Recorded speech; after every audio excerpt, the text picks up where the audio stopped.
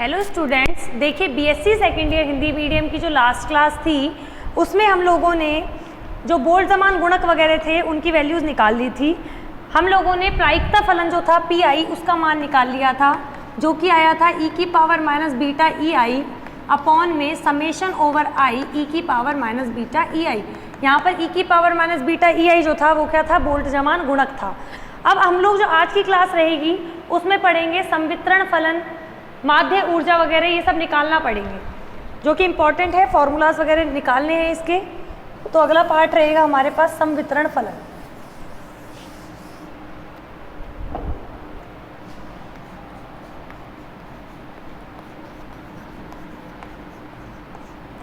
अगर English term लिखनी है इसकी तो पार्टीशन फंक्शन। देखिए इंग्लिश टर्म्स भी आपको आनी चाहिए किसी भी चीज़ की। कई बार क्या होता है, हिंदी वर्ड जो होते हैं वो थोड़े टफ होते हैं, तो आप इंग्लिश वर्ड्स का यूज़ करो और आगे तो आपको इंग्लिश ही पढ़नी है। देखिए संवितरण फलन क्या होता है, सबसे पहले हम इसके बारे में लिखते हैं। किसी ताप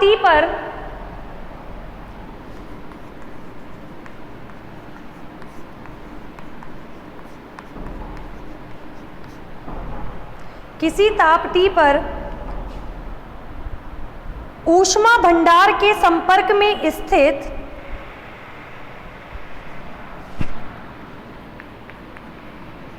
ऊष्मा भंडार के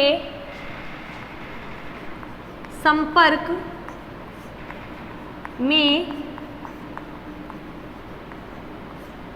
स्थित, क्योंकि ऊष्मा भंडार के संपर्क में जो भी निकाय होगा उसके लिए निकालते हैं। ऊष्मा भंडार के संपर्क में स्थित किसी निकाय A की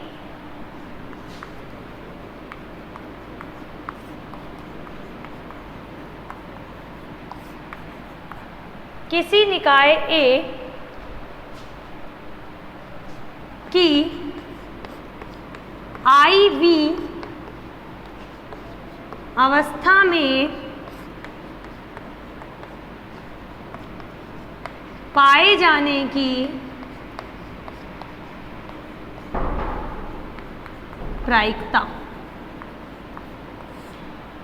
यानी कोई निकाय है A जो कि ऊष्मा भंडार जो है उसके संपर्क में है, तो उसके किसी अवस्था में पाए जाने की प्रायिकता, जो कि हमने जो लास्ट क्लास थी उसमें निकाला था, P के I में पाए जाने की प्रायिकता बराबर E की power minus beta E I upon summation over I E की पावर माइनस बीटा ई आई। ये जो समीकरण है मानो इसको एक दे देते हैं। जो नीचे का हिस्सा है ना, जो बोल्ट जमान गुणकों के योग को दिखाता है, उसे ही हम लोग बोलते हैं संवितरण फलन। तो क्या लिखेंगे, समीकरण एक में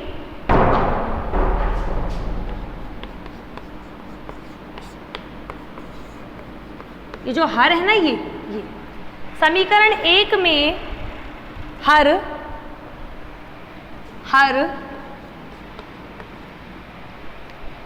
निकाय की समस्त अवस्थाओं से संबंधित, क्योंकि E1 E2 E3 सब है ना, निकाय की समस्त अवस्थाओं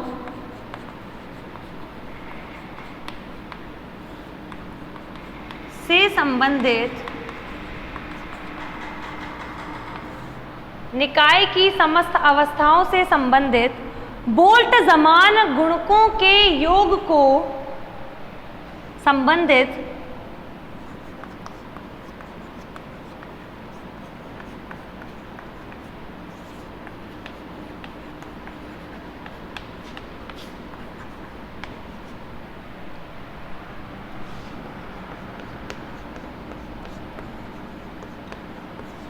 बोल्ट जमान गुणकों के योग को व्यक्त करता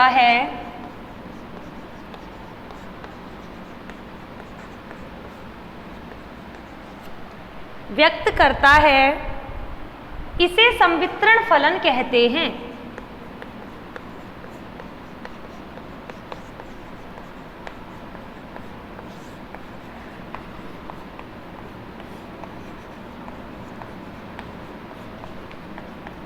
और इसे डिनोट करते हैं, प्रदर्शित करते हैं Z से। इसे Z से प्रदर्शित किया जाता है।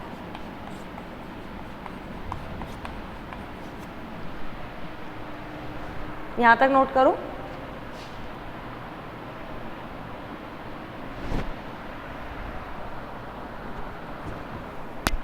इसे Z से प्रदर्शित किया जाता है।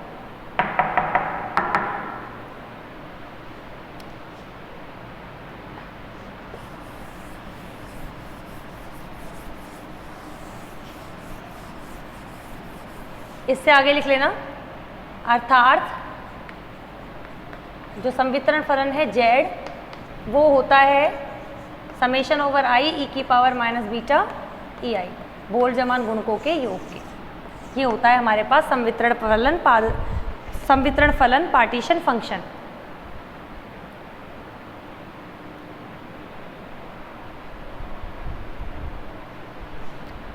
अब इससे हम लोग एक एक चीज निकालेंगे, माध्य ऊर्जा, एंट्रोपी, हेल्महोल्ट्ज मुक्त ऊर्जा, ऊष्माधारिता, इन सबको निकालेंगे।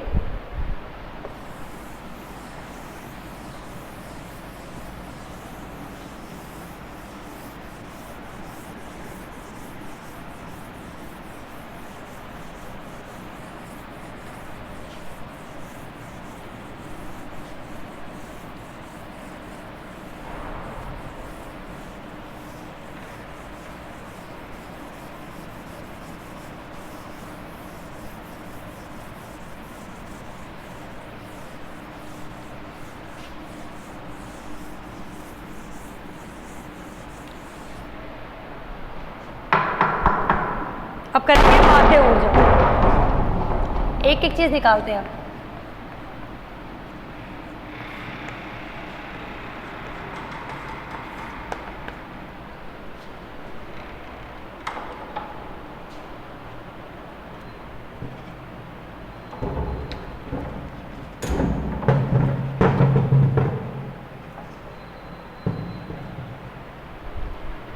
माध्य ऊर्जा के लिए अपन लोग क्या करेंगे, देखिए आप इसको थोड़ा सा समझिए कि मैंने मान लिया कि E1 कोई स्टेट है, कोई ऊर्जा का स्तर है और E2 है।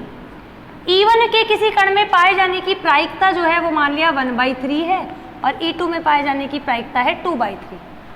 तो टोटल माध्य जो ऊर्जा होगी वो होगी E1 गुणा इसकी प्रायिकता 1/3 प्लस E2 गुणा इसकी प्रायिकता, ये होती है। यानी अगर अपन समेशन E लें, अगर इसकी प्रायिकता P1 है, इसकी प्रायिकता P2 है, तो लिखेंगे E1 P1 plus E2 P2। Summation में करें अगर तो I का मान 1 और से 2 तक है, EI PI। तो वही चीज हम लोगों को यहाँ पे माध्य ऊर्जा के रूप में काम में लेनी है। ये आपको मैथमेटिकली इसलिए समझाया गया है ताकि आप अभी जो फॉर्मूले के रूप में निकालेंगे तो दिक्कत नहीं हो। तो अब अपन निकालते हैं यहाँ से माध्य ऊर्जा।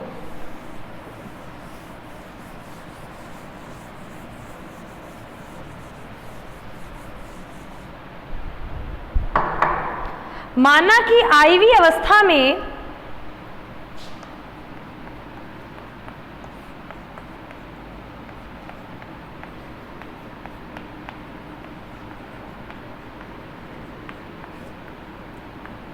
IV अवस्था में अणु की ऊर्जा EI है, तो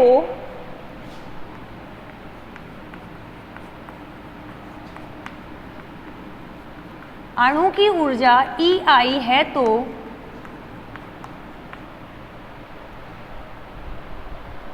IV अवस्था में अणु के पाए जाने की प्रायिकता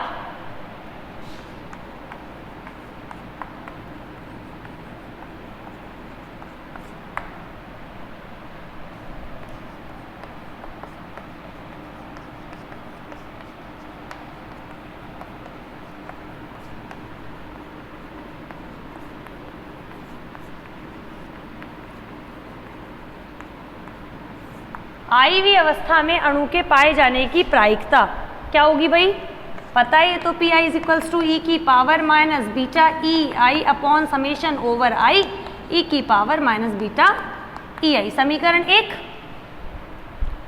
अब लिखेंगे अतः अणु की माध्य ऊर्जा,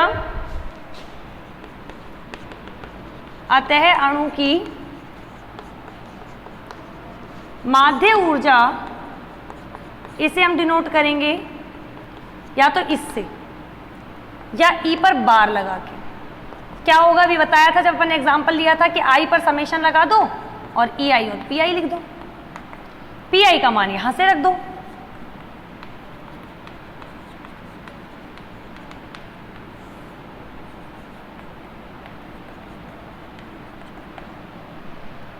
ये आगे यहां से समीकरण ले लेंगे, इसको 2 यहां तक नोट करो पहले, फिर इससे आगे करते हैं।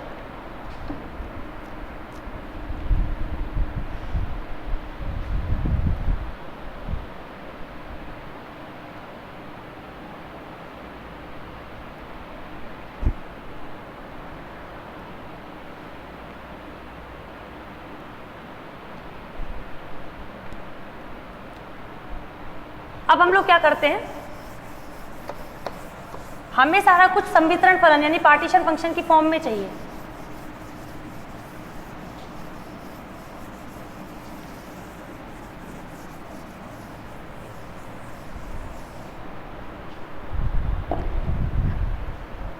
हम जानते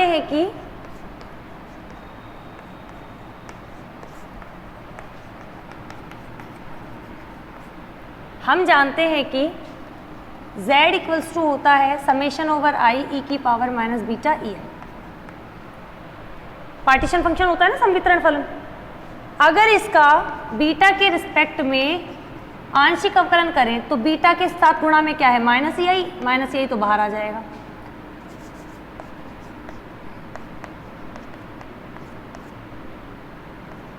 ई की पावर माइनस बीटा ई आई, ई की पावर एक्स अवकलन तो ई की पावर एक्स ही होता है। यहां से माइनस यहां पे गुणा कर दे तो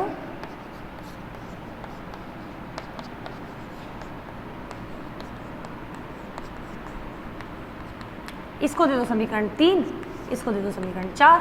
समीकरण 3 से और 4 से मान जो है वो किस में रख देंगे, समीकरण 2 में रख देंगे।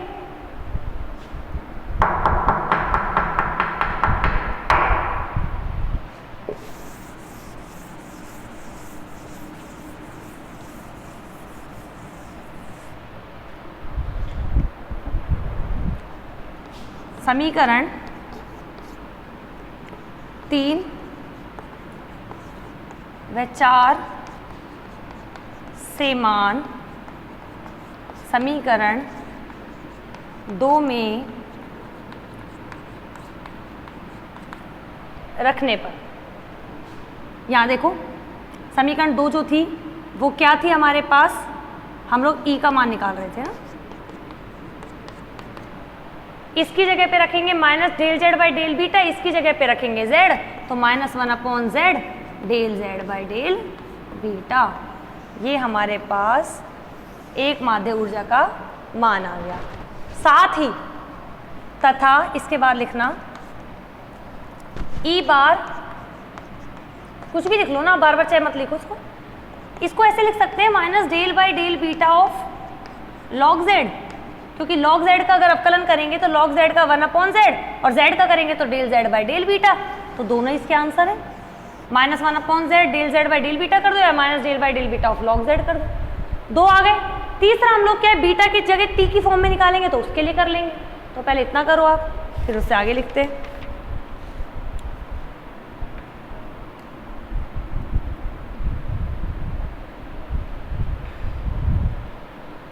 फॉर्मूलाज हमें सारे लर्न होने चाहिए, निकालते जा रहे हैं यहां से। अब देखिए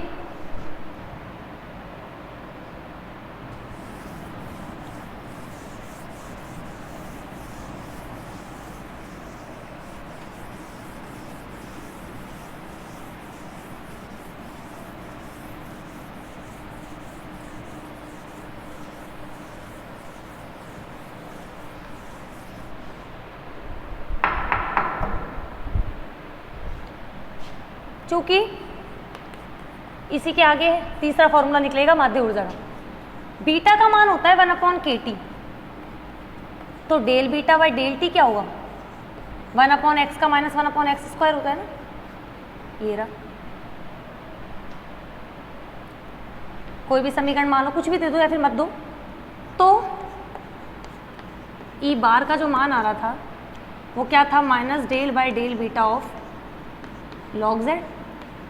अब एक चीज़ आपको याद होगी, अगर फंक्शन एक्स स्क्वायर है तो del F by del Y क्या होगा, डेल एफ का पहले एक्स के साथ सापेक्ष करेंगे और फिर एक्स का वाई के सापेक्ष करेंगे। इस तरह से होता है ना, तो ऐसा ही यहाँ पे करेंगे। तो ई बार को अपन क्या लिखेंगे, minus del by del T कर देते हैं ऑफ लॉग जेड, और यहाँ पे del T by del beta. ऐसे मान सकते हैं कि डेल टी से डेल टी कैंसिल हो गया, पर जनरल देखो ये सिर्फ एक समझने का तरीका है कि डेल टी से डेल टी कैंसिल हो गया, पर सही तरीका वो है। तो इसीलिए डेल टी अपन ने एक्स्ट्रा लगा दिया एक तरह से, आंसर तो डेल बाई डेल बीटा ही रहना है। अब ये मान इसमें रख देंगे, ठीक है। तो इसको मान लो समीकरण ए थी, ये मान लो समीकरण ए से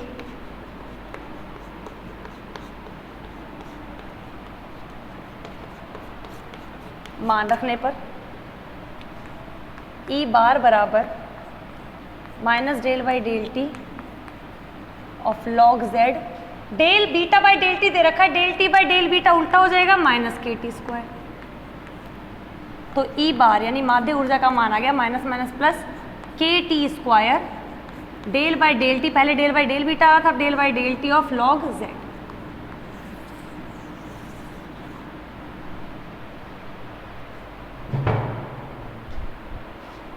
और ये सभी क्या है, पार्टीशन फंक्शन यानी संवितरण फलन के पदों में गैस के अणुओं की माध्य ऊर्जाएं हैं।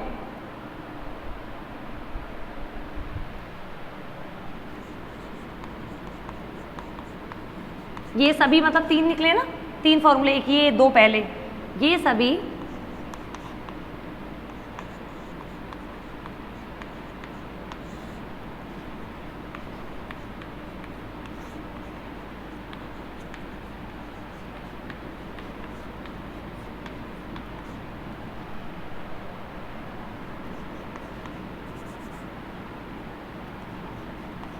अणुओं की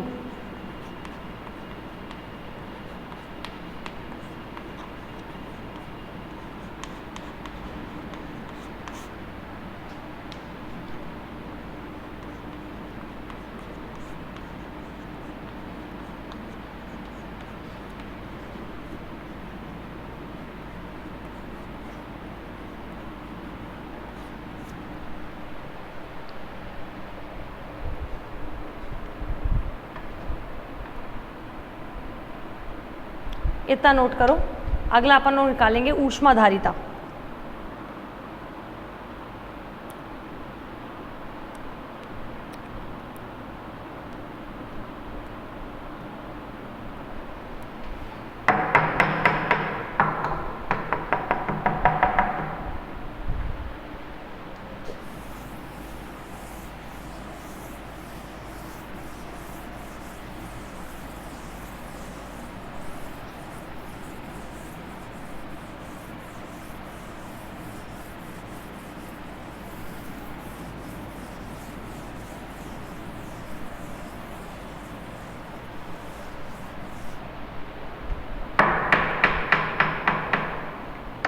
अगला हम लोग करेंगे ऊष्माधारिता। देखो ऊष्माधारिता पता होगा, नियत ताप पर, दाब पर होती है एक तो, और एक नियत आयतन पर। क्या होता है, किसी भी पदार्थ के 1 किलोग्राम का ताप 1 डिग्री सेल्सियस बढ़ाने के लिए जो होती है ना, वही तो निकालते हैं ऊष्माधारिता। ये तो आप केमिस्ट्री में पढ़ते हो, यहाँ तो थोड़ा सा पार्ट पढ़ोगे। तो हम लोग करेंगे यहाँ से नियत आयतन पर ऊष्माधारिता की परिभाषा से।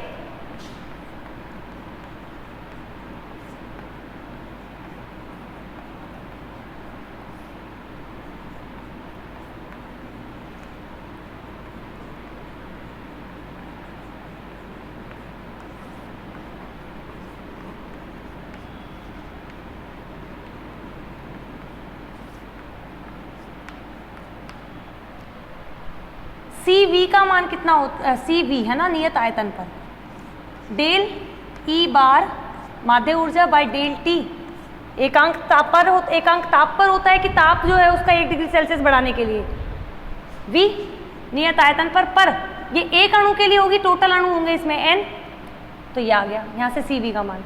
ठीक है, अब इसको दे देते हैं अपन लोग समीकरण 1।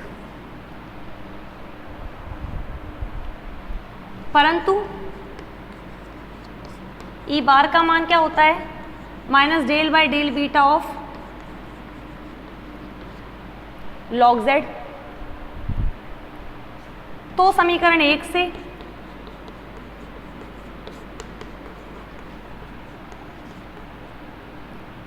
CV बराबर n माइनस लगा के del by del T of del by del beta log z।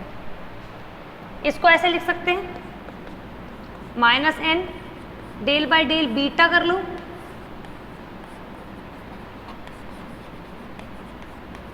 Del by del beta, और यहाँ del beta by del T.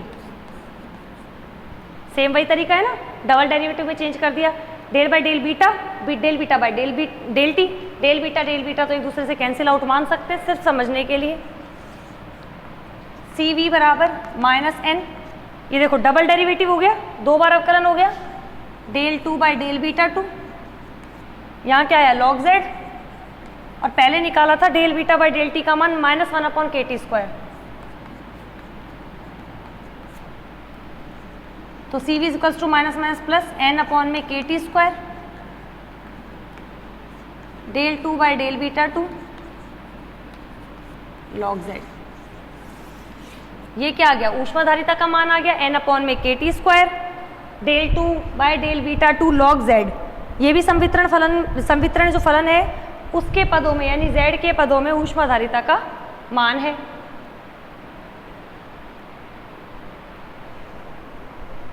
Note कर लो इसको।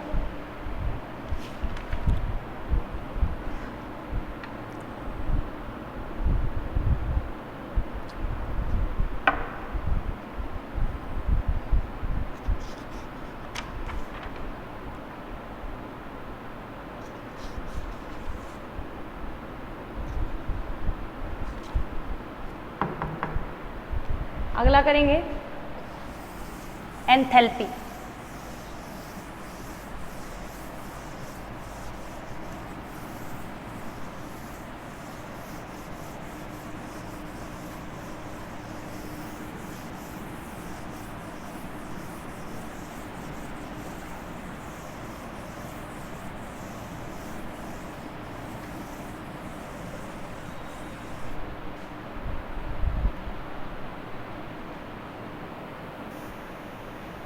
अगला है एंथैल्पी थर्ड।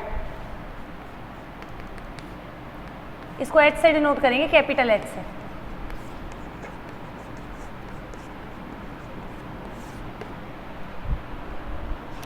तो देखिए सबसे पहले तो एंथैल्पी का मान होता है n, क्योंकि टोटल अणु n है, माध्य ऊर्जा E बार प्लस PV, समीकरण 1। अब अपन लोग आदर्श गैस समीकरण पढ़ते हैं, PV is equals to nRT। तो PV इज इक्वल्स टू हम लोग कई जगह पे KT भी लिख देते हैं, क्योंकि यहाँ पे n और R मिला के ये बोल्ट्जमान नियतांक K को दिखाता है। तो समीकरण 1 से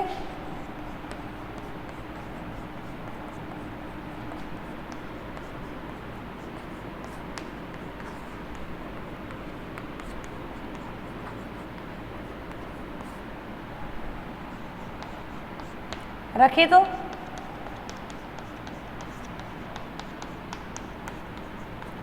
KT, E का मान जो था थर्ड वाला E बार का क्या था, KT² था, है ना,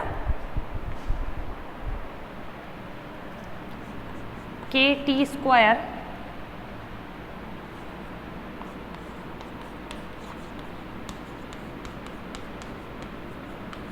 ये आ जाएगा, यहाँ से दोनों में से KT बाहर ले लो तो बाहर रहेगा NKT, यहाँ KT बाहर लिया, यहाँ KT बाहर लिया, वो वाला तो बच गया 1, आगे पीछे कर दिया, और यहाँ KT बाहर लिया तो T del by del T of log Z। ये हमारे पास किसका मान आ गया, एंथैल्पी का मान आ गया। किसके पदों में, संवितरण फलन Z के पदों में। लिख लो।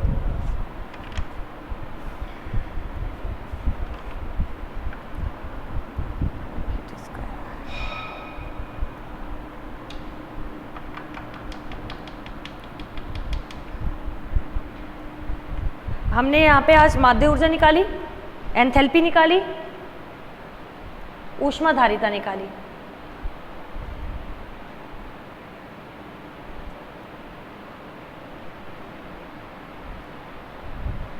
किसके पदों में निकली? Z के पदों में। लिख लेना यहाँ पे चाहे, यह संवितरण फलन, ये लाइन तो चाहे सब में लिख लेना, जैसे ऊष्माधारिता वाला था तो यह संवितरण फलन के पदों में ऊष्माधारिता को दिखाता है। यह संवितरण फलन Z के पदों में एंथैल्पी को व्यक्त करता है। अब पहले इतना हम लोग है ना, जितने भी फॉर्मूला आज तक अपने पढ़े ना अभी तक के, वो रिवाइज कर लेते हैं, फिर आगे नेक्स्ट क्लास में, क्योंकि फॉर्मूलाज जो है वो थोड़े से अटपटे से हैं तो आपको याद करने ज़रूरी है। तो हम लोग एक बार क्विक रिवीजन देख लेते हैं।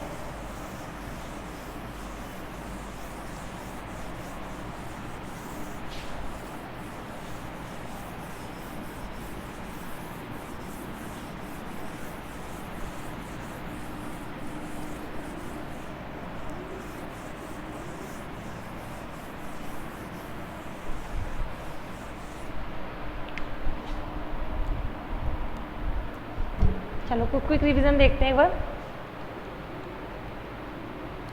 पहले हम लोगों ने बीटा का मान देखा।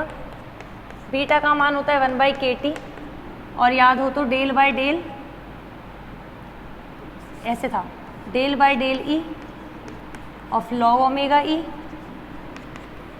या 1 omega E del omega E upon del E, पहला। फिर हमने पढ़ा एंट्रोपी, S बराबर K log ओमेगा ई। फिर तीसरा हमने पढ़ा माध्य ऊर्जा, वो था -1/z del z by del beta, या minus del by del beta of log z। चौथा एक और था KT² del by del T of log z। Side में क्विक रिवीजन के लिए इनको लिखते चलना, लिखो नहीं तो समझते चलना, याद करते चलना, सिर्फ आपको याद कराने का तरीका है। चौथा हमने ऊष्माधारिता देखी, CV का मान जो था वो था n/KT², और डबल डेरिवेटिव आ गया था del 2b bye del b2, और अवकलन हमेशा हर जगह पे किसका कर रहे हैं? log z का कर रहे हैं। और पांचवा जो हम लोगों ने पढ़ा वो हमने पढ़ा एंथैल्पी यानी H, जिसमें n/KT तो बाहर था, यहाँ पे 1 प्लस था, यहाँ T था, del by del T log z। अभी तक अपने इतने फॉर्मूलाज यहाँ पे कंप्लीट हो गए हैं। जो नेक्स्ट क्लास रहेगी उसमें हम लोग किस किस के बारे में पढ़ेंगे?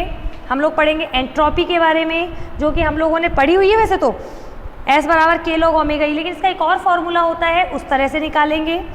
उसके बाद एक होता है रासायनिक विभव, सिर्फ सबके सिर्फ एक एक फॉर्मूलाज हैं, उनसे हम लोगों को जी की फॉर्म में इनकी वैल्यूज निकालते चलनी है। हेल्महोल्ट्ज़ फ्री एनर्जी, क्योंकि देखो जब आप एंट्रोपी निकालोगे ना S का मान, तो उससे ही आपकी F यानी गिब्स मुक्त ऊर्जा निकलेगी, क्योंकि उसके फॉर्मूला जो है वो E - TS होगा, तो S उसमें एंट्रोपी काम आएगी। फिर हम लोग जो दाब है उसकी वैल्यू निकालेंगे, गिब्स मुक्त ऊर्जा की, हेल्महोल्ट्ज़ ऊर्जा की, इन सब के मान निकालेंगे। और फिर इससे रिलेटेड एक दो क्वेश्चंस होंगे वो करेंगे। एक चीज और इसमें कि जो संवितरण फलन होता है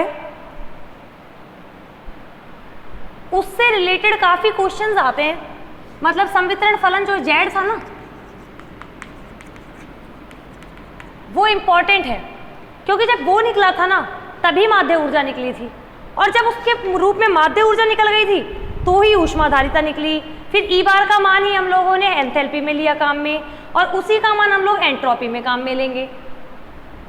तो इसीलिए Z जो संवितरण फलन है वो सबसे ज़्यादा इंपॉर्टेंट है, वो इंपॉर्टेंट पार्ट है। उसके बाद आगे की चीज़ें हम लोग आराम से कर सकते हैं।